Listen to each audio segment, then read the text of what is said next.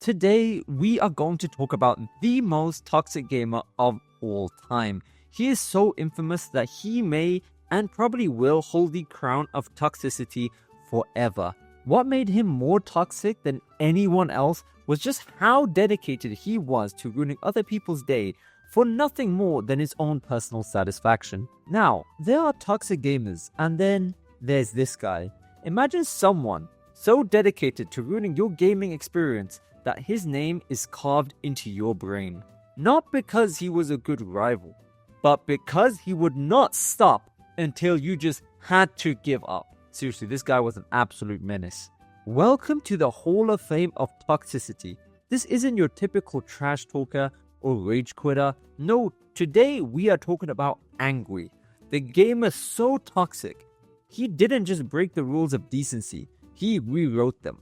A man so toxic, he was featured as a South Park character. You know you made it when you are featured as a South Park character. That's like a unanimous rule at this point. This guy dedicated himself to making your life a living nightmare. Don't get me wrong, he did not troll for a laugh. He hunted people. For months, he stalked players, ruined their progress, and then waited, just to do it again and again. His name became legendary. No matter how many people teamed up to stop him, they just couldn't. Entire groups tried to escape his grasp, but Angwe was always one step ahead. So, was Angwe a guy who just enjoyed a little too much chaos? Or was he the most dedicated villain in gaming history that we've ever seen? Let's get straight to that question. By the end of this video, you will understand exactly why Angwe is remembered as the most toxic video game player in history. And trust me, this is a wild one. For those of you who've never heard of World of Warcraft, let me break it down for you real quick. Basically, World of Warcraft is a game for big fat nerds. I'm joking. It's an online game where millions of players explore a huge fantasy world. You pick a side, the Noble Alliance or the Savage Horde. Then you go on quests, level up, and fight enemy. But the real fun is fighting other players, and that's where our friend Angwe comes in. You see, most players team up and help each other out. Angwe, he took fight other players very seriously, to the point where he made it his life goal. Now, to really understand Angwe, we need to talk about what kind of person it takes to commit that levels of toxicity. See, your average toxic gamer might flame you in chat, maybe teabag a few times, but Angwe, he had patience. He had dedication. Like I've made it very clear at this point, he made his only goal in life to dominate a single location, Menethil Harbor. Apologies, I don't play World of Warcraft, so I don't know if I said that right. Now, this wasn't just trolling. This was a full-time job. He stated once in a Reddit post, when someone asked, "How did you manage to keep such a hold on one area?" He replied, "It was just me, typically 8 to 10 hours a day." For Horde players, Menethil Harbor was a key travel point. You need to pass through here to catch a boat and continue your adventure. But Angwe was waiting, lurking in the shadows, watching your every move. And then when you least expected it, bam, you're dead. Nothing you can do about it. So then you think it's okay, you'll resurrect and try again. But he's still there. He's still there waiting for you. He just watches you try to sneak past him. You think you're nearly there. As soon as you think you're safe, he strikes again. Every time, over and over and over. As you can tell, this wasn't a random act of griefing. It was a full-blown psychological campaign. He didn't just kill players once. He hunted them, toyed with them, and made sure they knew that he was in control. Entire guilds, groups of players banded together to try taking him down. They planned elaborate ambushes. This time we got him. This time we gotta stop Angwe. But no, Angwe was always one step ahead. Here's the thing, Angwe was a rogue, a stealth class. He could disappear, sneak around and wait for the perfect moment to attack. Even if you thought you had him trapped, he would just vanish and come back when you least expect it. For 4 whole months, Menethil Harbor wasn't just a travel hub. It was Angwe's personal hunting ground, and for Horde players, it was a living nightmare. Now, many weeks passed and the legend of Angwe, the nightmare of Menethil Harbor, was now being spread far beyond the actual harbor. Horde players told stories about him on forum pages, even posts sharing secrets and how to avoid him, as he was an actual part of the game. Imagine being so annoying of a gamer that actual groups of people have to create full-length essays, dissertations on how to avoid encountering you. He truly deserves the title of the most toxic gamer of all time. People truly hated him, and it got to the point where Angwe created his own website for sharing people's messages about him. I will leave a link to the website in the description below. And whilst you're down there, how about you hit the like and subscribe, because it really does help me a lot and it lets me know that you enjoy this type of content. Now, back to it. This is where it gets interesting. Not everyone hated him.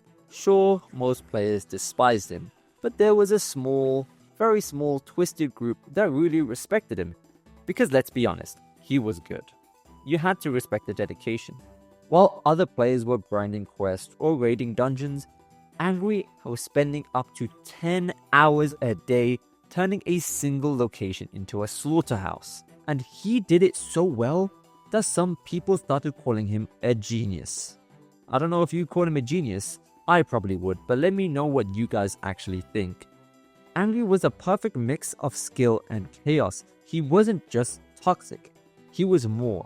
He was systematically and methodologically toxic. Don't know if I made up that word.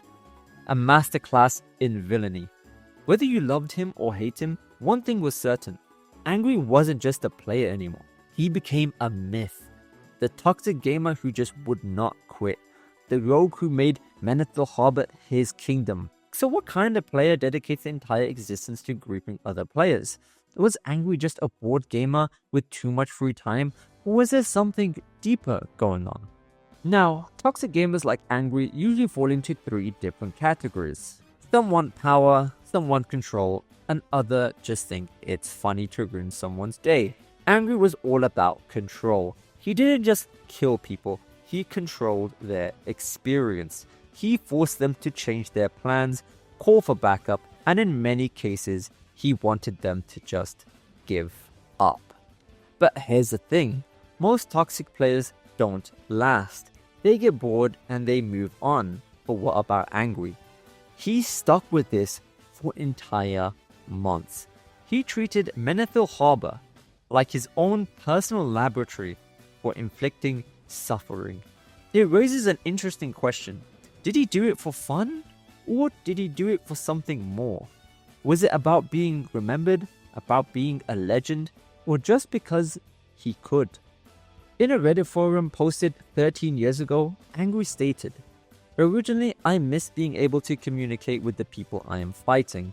Menethil worked really well because it had enough higher levels I could compete in the then upcoming honor system, but also swarms of lower level players, which I could use to satiate my thirst for sweet, succulent rage, and essentially bait out higher level players. From this, we can just tell that Angwe was just a menace to society, a true villain in the making. I honestly wish I had that kind of dedication in my life. I probably would have finished my stupid thesis by now. Honestly, reading that Reddit AMA, it is very interesting. It shows a deep insight into his thoughts and how he acted. I will, as usual, leave a link in the description for you guys to check out. Now, all great villains eventually meet their end. So what happened to Angwe? Did the players finally take him down, or did Blizzard ban him? Or did he just disappear? Here's the thing, no one actually defeated Angwe. He wasn't banned and he wasn't hunted out of existence. One day, he was just gone. Some say he got bored, others think he moved on to a different server or started playing under a different name. There's even a theory that Angwe retired while he was still at the top of his game, never to be seen again. But this isn't far from the truth. He was met with a disaster far greater than we can ever imagine. While karma finally came and stabbed him in the back, Angwe was unfortunately met with something known as a social life. Yeah, that's pretty much it. He moved out of college, he stopped playing the game. An interesting way for a legend to end, if I do say so myself. So, what have we learned from this story of Angwe? Well, one rogue turned an entire harbor into his own personal playground, terrorized players for months, and then pieced out to go to college like it was no big deal. He didn't just play World of Warcraft, he played everyone in it. And he did it with nothing but skill, strategy, and just a tiny sprinkle of chaos. But here's the real takeaway. If you're going to be toxic, at least be creative. Don't start screaming in chat or throw a tantrum. Don't be an idiot and try to dox other people, and definitely don't start throwing out slurs. It's just boring, and honestly it's kinda sad. Like, come on, just lock in. If you want to be toxic, be clean, be stylish. Leave your opponents embarrassed, not traumatized. Outplay them, outthink them, and most importantly, make them mauled at their lack of skill. In the end, gaming is supposed to be fun, so let's keep it that way.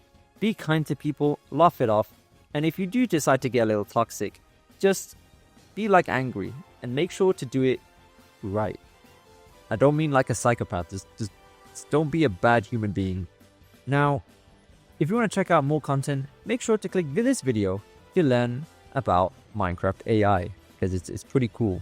Go click on it.